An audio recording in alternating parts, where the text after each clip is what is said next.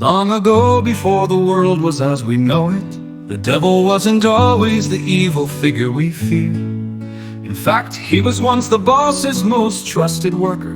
He was brilliant, talented, and stood above the rest of the workers. The boss admired him, and for a time the devil felt proud of his place. But slowly pride turned to arrogance.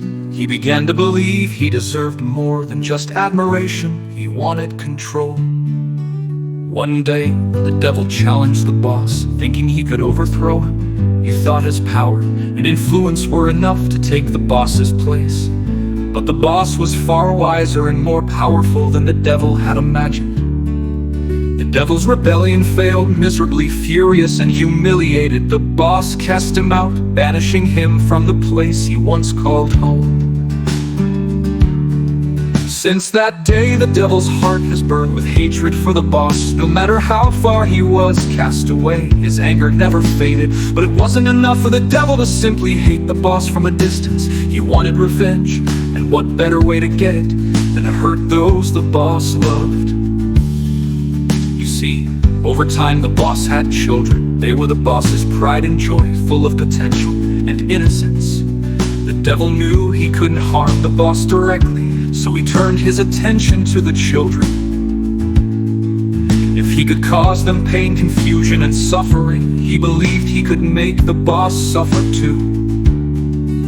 Why does the devil hate me so much? The boss's children would often ask. They couldn't understand why someone they had never wronged would seek to make their lives difficult. But the truth was, the devil didn't care about them. His rage was with the boss. Children were just a means to an end, tools in his twisted plan to get back at the one who had banished him so long ago.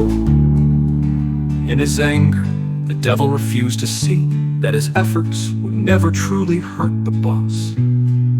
For every time he tried to harm the children, the boss stood by them, guiding and protecting them, even when they couldn't see it.